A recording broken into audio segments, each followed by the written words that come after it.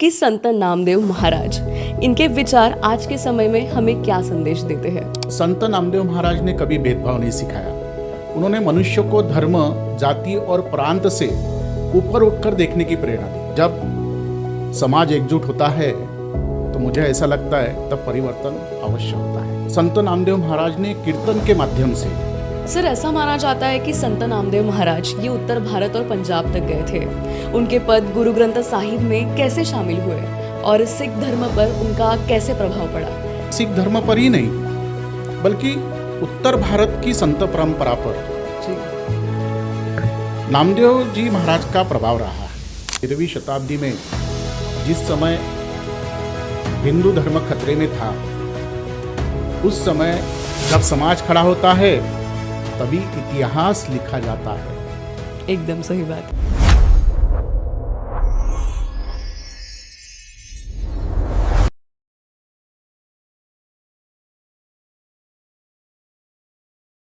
नमस्कार, the peoples chapter में आप सभी का मैं आरजे निकिता फिर से एक बार स्वागत करती हूँ।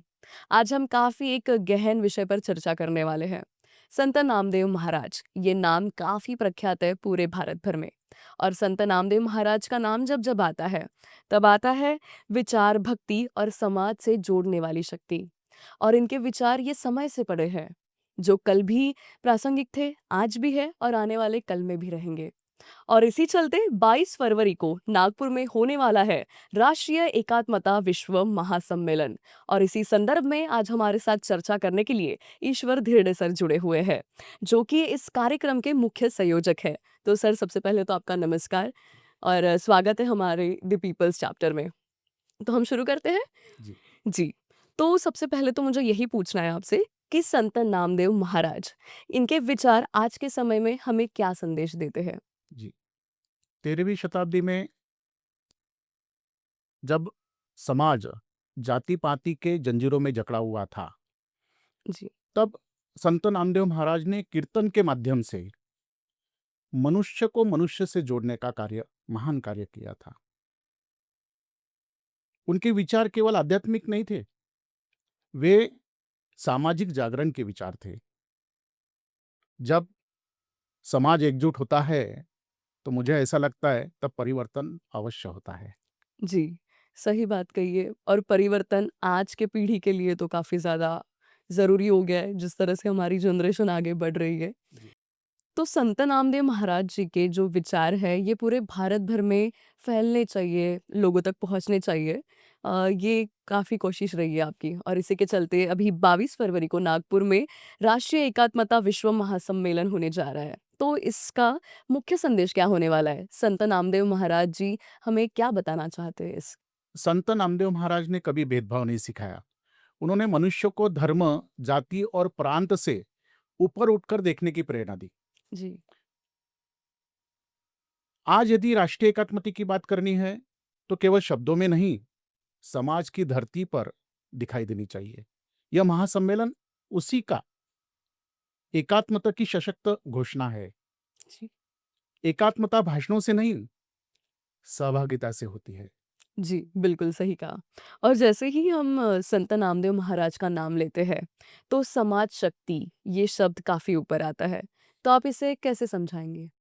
समाज की सभी उपशाखाएं और सभी संस्थाएं एक साथ खड़ी होती है, जी। तब सरकार को समाज दिखाई देता है। ये बात तो सत्य है, जी। उसे नजरअंदाज नहीं किया जा सकता। समाज जब सभी मतभेद भूलकर, अहंकार त्याग कर एक साथ खड़ा होता है, संगठन, अनुशासन और स्पष्ट विचार, उसे ही समाज शक्ति कहते हैं। जी। और मैं ये कहना चाहूंगा, एकता, पहचान और प्रभाव, ये उसके सूत्र है। जी। तो जैसे आपने बात करते वक़्त एकाग्रता की बात की है, जैसे संगठन साथ आते हैं, तो समाज शक्ति ये निर्माण होती है। तो इसके क्या फ़ायदे होते हैं? इतिहास हमें सच्चाई सिखाता है, वही आगे बढ़ा। जिस समाज ने अपनी शक्ति दिखाई है जी। वही आगे बढ़ा है। फाइलें चलती है, निर्णय लिए जाते हैं, प्रलंबित मांगों को गति मिलती है। शक्ति का अर्थ संघर्ष नहीं है, जी। शक्ति का अर्थ है अपनी कीमत का एहसास कराना। शक्ति दबाव नहीं, शक्ति जागरूकता है। जी, एकदम सही बात। और इसी शक्ति के साथ, इसी जागरूकता के साथ हम आगे बढ़ने वाले ये जनरेशन के साथ। तो इसमें लाखों लोगों की उपस्थिति क्यों ज़रूरी है? लोगों ने एकत्रित क्यों आना चाहिए? आपको क्या लगता है? उसका ऐसा है कि शब्द भुलाए जा सकते हैं, लेकिन दृश्य हमेशा याद रहता है। जी, जब लाखों लोग एक साथ खड़े होते हैं, तो वह केवल कार्यक्रम नहीं रहता, वह एक संदेश बन जाता है। और नागपुर जाना यात्रा नहीं है, यह समाज के आत्मसम्मान का निर्णय है। उपस्थिति ही वास्तविक पहचान है। जी, इसलिए मैं अनुरोध कहना चाहूँगा कि लाखों की संख्या में नागपुर में आएँ। जी, ज़रूर। और आपने जिस तरीके से अभी हमें बताया है संत नामदेव जी के जितने भी विचार हैं, तो लोग अवश्य कार्यक्रम में तो आना चाहेंगे ही। ये जो महासम्मेलन होने जा रहा है 22 फरवरी को, तो इसके माध्यम से भविष्य के लिए क्या संकल्प लिया जाएगा? यदि हम एक साथ खड़े होते हैं, तो आने वाली पीढ़ी गर्व के साथ खड़ी होगी। जी, संत नामदेव महाराज के विचार और समाज की शक्ति, इन दोनों का यह ऐतिहासिक संगम है। आज का निर्णय कल का भविष्य तय करेगा। जी, जब समाज खड़ा होता है, तभी इतिहास लिखा जाता है। एकदम सही बात कही आपने। और ये ऐतिहासिक सम्मेलन एक इतिहास बनाएगा, ऐसा मुझे लगता है। जी, ज़रूर। लोगों तक जब तक विचार नहीं पहुँचते, लेकिन अब पहुँच रहे हैं, तो ज़रूर लोग इस ऐतिहासिक मोमेंट में कह सकते हैं, ज़रूर शामिल होंगे। और इसी के साथ कुछ लोग कहते हैं कि हमारी माँगें तो पहले ही मंज़ूर हो चुकी है। तो नागपुर वासी इस महासम्मेलन में क्यों पहुँचे? क्यों जाना चाहिए? वास्तविकता यह है कि कोई भी मांगे मंजूर नहीं हुई है। वो प्रस्ताव रखा गया है, जी।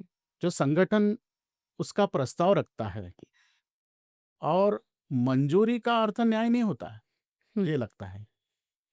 कागजों पर लिए गए निर्णय समाज का जीवन नहीं बदलते हैं। क्रियान्वयन के लिए दबाव चाहिए, संगठन शक्ति चाहिए, जो इस महासम्मेलन के माध्यम से हम प्रस्तुत करने जा रहे हैं। हम चुप रहे, हमने संगठन नहीं बताया, हमने शक्ति नहीं बताया, तो मंजूर मांगे वर्षों तक अटकी रहेंगी। यह इतिहास गवाह है, और इतिहास देख रहा है, कई सालों से मंजूर किए गए मांगे सिर्फ कागजों में रहती है। जी। सर ऐसा माना जाता है कि संत नामदेव महाराज ये उत्तर भारत और पंजाब तक गए थे। उनके पद गुरु ग्रंथ साहिब में कैसे शामिल हुए और सिख धर्म पर उनका कैसे प्रभाव पड़ा?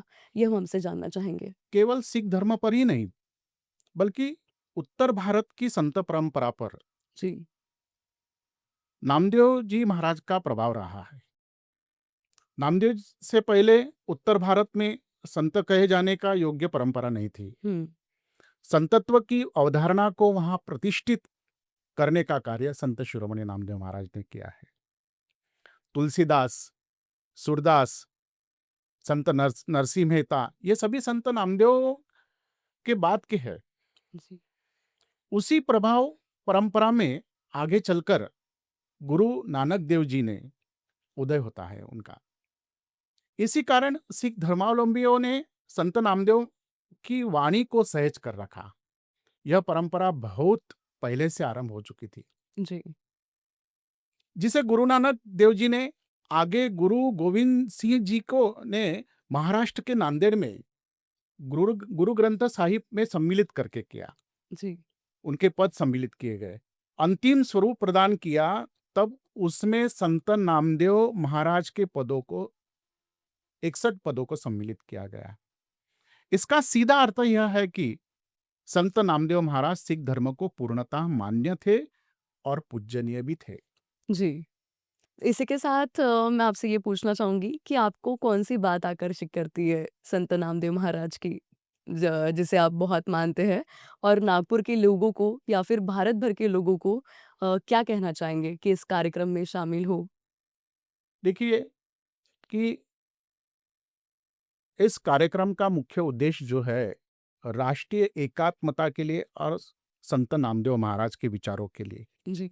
मैंने इसके पहले भी किया कि 13वीं शताब्दी में जिस समय हिंदू धर्म खतरे में था, उस समय विट्ठल भगवान के आज्ञा से संत शिरोमणि नामदेव जी महाराज उत्तर भारत जाते हुए एक ऐसे महाराष्ट्र के संत थे जिन्होंने भारत भ्रमण किया और पूरे 22 राज्यों में उन्होंने हिंदुओं को संगठित करने का काम किया। उसकी आवश्यकता आज हमें है। जी। राष्ट्रीय एकात्मता की आवश्यकता उस समय थी जो आज हमें है, और उसी राष्ट्रीय एकात्मता के लिए ये संत नामदेव महाराज राष्ट्रीय एकात्मता विश्व महासम्मेलन रेशिमबाग मैदान में एक ऐतिहासिक सम्मेलन हो रहा है, जिसमें लाखों लोग सम्मिलित होने वाले हैं। नामदेव जी महाराज को मानने वाले उनके अनुयायी है, सभी राज्यों से आएंगे और यहाँ पे एकता का प्रदर्शन करेंगे। नामदेव महाराज के विचारों के लिए वो पहुंचाने का कार्य, राष्ट्रीय एकात्मता का कार्य वो करेंगे, ऐसा मुझे लगता है। जी।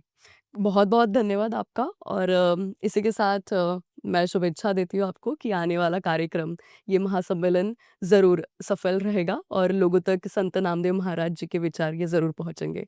थैंक यू सो मच हमारे साथ द पीपल्स चैप्टर में जुड़ने के लिए और जी, धन्यवाद।